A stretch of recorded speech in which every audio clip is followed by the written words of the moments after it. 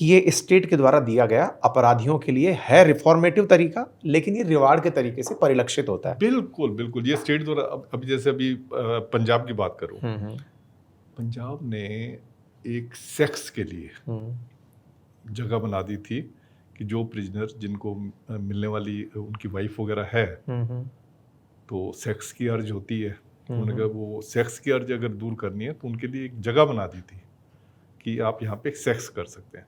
वो सोच रहे थे कि हम अपना रिफॉर्म में क्यों ना नंबर 1 अपने आप को वो दिखाएं कि हमने ये कर दिया। इवन तो गलत था, ये चीज़ नहीं होनी चाहिए, पर ये बात सुप्रीम कोर्ट ने भी कही हुई है। सुप्रीम कोर्ट ने भी कहा हुआ है कि अगर कोई सेक्स के लिए भी अगर चाहता है पैरोल या फरलो तो गवर्नमेंट उसको सिंपली डिनाई नहीं कर सकती। ये रिफॉर्म्स में काउंट होने वाली ये रिफॉर्म्स में काउंट होने वाली चीज़। ठीक है, हम फिर से थोड़ा और अंदर की तरफ एंट्री करते हैं, जिसमें मेरा उद्देश्य ये क्योंकि हम लोगों ने फिल्मों के थ्रू बहुत सी ऐसे मूवीज़, हॉलीवुड की, बॉलीवुड की, ऐसी कई फिल्में हैं जिन्होंने जेल से रिलेटेड बहुत से कृत्य दिखाए हैं। और कई बार ऐसा होता है कि जब आप जेल को फिल्मों से देख रहे होते हैं तो फिल्म वाले भी अपना एक डिस्क्रिशन लेकर चलते हैं कि इसमें कितना मसाला डालना है और कितना इसको नज़दीक रखना है उस पूरी कहानी के। सर, जेल जब कोई व्यक्ति पहली बार पहुंचता है, अपराधी या जुडिशियल कस्टडी के अंदर जो व्यक्ति पहुंचा है, वो तमाम लोग जब जेल पहुंचते हैं, कोई राजनेता हो सकता है, कोई उद्योगपति, कोई सेलिब्रिटी, कौन सबसे ज़्यादा रोता है, मतलब आपके ऑब्जर्वेशन में? देखें, जो रोने की बात होती है, रोता तो हर कोई है, पर अच्छा, जिसने अपराध किया है वो भी रो रहा होता है सर? हाँ, अपराध किया वो भी रो रहा, कई रिपेंट कर देंगे उन्होंने ये अपराध क्यों किया।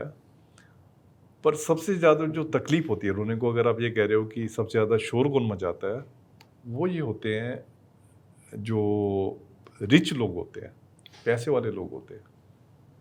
ये लोग करोड़ों रुपए लगाने के लिए तैयार होते हैं कि ताकि जेल में न जाना पड़े। एंटीसिपेटरी बेल लगाएंगे, बेल लगाएंगे, सब तरह का सिस्टम को खरीदने की वो करेंगे। और जनरली मैं देखा है सिस्टम खरीद लेते हैं। पर अगर वो नहीं खरीद पाते क्योंकि जब मीडिया प्रेशर होता है तब ये वाली चीज़ें नहीं हो पाती। तो उसमें देखा है वो जब जेल पे आ जाते हैं तो सबसे ज़्यादा वो रो रहे होते हैं, तब वो जेल को खरीदने की कोशिश करते हैं और खरीद भी लेते हैं। जेल की प्रक्रिया जेल की करेंसी, सिगरेट, ड्रग्स। ठीक बात है, ठीक बात है, ठीक बात है। ये बहुत ही इंटरेस्टिंग टॉपिक में अब हम एंट्री कर गए हैं। इंटरेस्टिंग भी है, दुखद भी है, क्योंकि हमारे देश के अंदर एक ऐसे विषय पर चर्चा हो रही है जिसको कि ओपन सीक्रेट कहा जाता है। ओपन सीक्रेट, ये ऐसी बात है जिसको आप और हम चर्चा ना भी करें तो भी एग्जिस्ट करती है। बिल्कुल, ये बिल्कुल प्रोस्टिट्यूशन जैसी बात है। सरकार भले ही कानूनी रूप से उसे वैध ना ठहराए, लेकिन हर शहर, हर गली चर्चा में आप इसको सुन सकते हैं। डिस्कस करना जरूरी है ताकि कोई आदमी ये ना सोचे कि उसको ये वाली चीज पता नहीं थी। सब चीजें पता होनी चाहिए। ठीक है, तो सर जब डे 1 में व्यक्ति जेल में एंट्री करता है तो सबसे पहली एक पिक्चर दिखाते हैं जिसमें उस व्यक्ति की बहुत गहन तलाशी होती है। अब चूंकि मेरा थोड़ा सा पुलिसिंग एक्सपोजर रहा है तो हम लोगों का काम बस आपके गेट तक छोड़ने भर का होता था, हैंड ओवर होने तक का, कि सर ये संभालिए, अब आप इसको सुधार के बाहर भेजिएगा। शुरू हो जाती है। हाँ, तो जब आप तक हैंड ओवर किया उसके बाद उसकी तलाशी शुरू होती है। तलाशी शुरू होती है, उसमें आप लोग बहुत गहन स्तर पर उसकी जांच करते हैं। कहते हैं कि उसी दिन से आपको यह बताया जाता है कि अब आप स्वतंत्र भारत से सुधरने वाले भारत में आ चुके हैं। ये आपकी स्वतंत्रता अब यहीं से करटेल होना शुरू हो चुकी है। सर, तलाशी के दौरान क्या तलाशा जाता है? एक प्रिजन एक्ट में मुझे क्या है वो खांसी वाली पॉइंट पूछना है। हाँ, खास मैं बताता हूँ। प्रिजन मैनुअल में कुछ एक चीज़ें दी हुई हैं जिसको कि प्रोहिबिटेड चीज़ें कहते हैं। जैसे करेंसी नोट्स हैं, मोबाइल फ़ोन हैं, ड्रग्स हैं, इसके अलावा आपकी ज्वेलरी है, महंगी वाली ज्वेलरी है। तो इन सब चीज़ों को उन्होंने प्रोहिबिटेड डिक्लेयर किया हुआ है। तो ये वाली चीज़ें जेल के अंदर नहीं जानी चाहिए। मेन होता है ड्रग्स वगैरह बड़ी ले जाने की कोशिश करते हैं।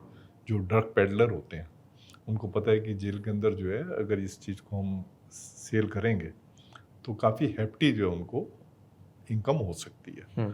तो वो कोशिश करते हैं। आपको मैं इंटरेस्टिंग बात बताता हूँ।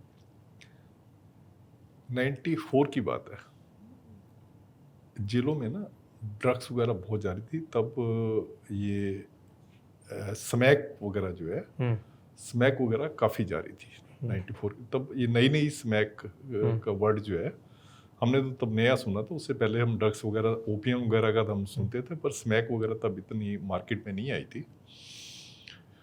तो ड्रग्स वगैरह जो है मतलब ये काफ़ी चलन हो गया होता। हमने देखा कि प्रिजनर्स जो है अपने गट्स में ये स्मैक को जो है पॉलीथीन में डाला और पॉलीथीन को निकल गए।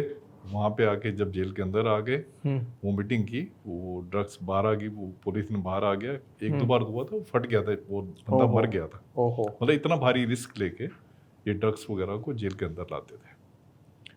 ओपीएम को ऐसे लाते थे। कई बार ये स्टाफ के साथ कनाइवेंस होती थी, कनाइवेंस करके जेल के अंदर ले आए। तो अब हमने सोचा यार ये तो जिस तरीके से ड्रग्स बढ़ रही हैं, ये तो आप देखो कि कितना आगे वाला टाइम हम कितना चैलेंजिंग कर देंगे प्रिजन स्टाफ के लिए। और एक सुधार की बात तो क्या है, हम ड्रग्स से ही लड़ते रह जाएंगे। तो उस टाइम पे मुझे याद है किरण बेदी जो है आईजी प्रिजन थी जेल की। क्योंकि मैंने किरण बेदी का नाम इसलिए ले रहा हूँ कि वो बड़ी ओपन थी। उनको कोई आप सजेशन दे रहे हैं तो अगर सजेशन ठीक होती थी, एकदम खड़े खड़े ऑर्डर कर देती थी इसको मान। तो मैंने तो बात की, मैंने कहा मैडम क्या होता है कि एक ह्यूमन टेंडेंसी होती है, अब जिस चीज़ के लिए मना करोगे ना वो जरूर करना है। ये ह्यूमन वीकनेस होती है। आप स्कूल में मना करोगे ये नहीं करना, वो चीज़ हमारे बहुत सही बच्चों बात की, है। हाँ ऐसे ही इंसान में होती है। वो जरूर देखेगा कि क्यों मना कर रहे हैं। तो मैंने कहा मैम इसका एक, ये ड्रग्स वगैरह जेल के अंदर ना जाए, इसका एक उपाय मैं आपको बता रहा हूँ कि मैम हम क्या करते हैं कि अभी हम जेल में बीड़ी सिगरेट जो है तंबाकू बेचते हैं। उन दिनों में बीड़ी सिगरेट तंबाकू हम बेचते थे और सभी जेलों में बिकता था। और सबसे ज़्यादा सेल ही इस चीज़ की होती है अभी भी, मतलब जिन अच्छा, जेलों में अभी लीगल तरीके से बिकता है? लीगल तरीके से बिकता था कैंटीन से। ओके। और सबसे ज़्यादा रिवेन्यू जो है आप अर्न इसी से करते थे। तो मैंने मैडम को कहा, मैंने मैडम इसको बंद कर देते हैं। इसको जब बंद करेंगे तो जितने नशेड़ी हैं, जो, क्योंकि जो भी नशेड़ी जो स्मैक वगैरह भी लेते थे वो बीड़ी सिगरेट जरूर पीते थे, तंबाकू जरूर खाते थे। तो मैंने कहा उनका ध्यान जो है इसकी तरफ हो जाएगा, तो उससे हम बड़े ईविल से बच जाएंगे। फिर वो कोशिश करेगा तंबाकू को अंदर लेके आना, तो हम ये स्मैक वगैरह का जो मिनेस चल रहा है ये हमारा कम हो जाएगा। बंद तो किसी चीज़ को नहीं कर सकते आप। तो मैडम ने बात मान ली। उसका नतीजा ये हुआ कि जो बीड़ी का बंडल बाहर जो 50 पैसे का मिलता था, वो जेल के अंदर 500 रुपए का बिकना शुरू हो गया। क्योंकि सख्ती भी हमने साथ के साथ की। तो फिर लोगों का ध्यान जो है, जो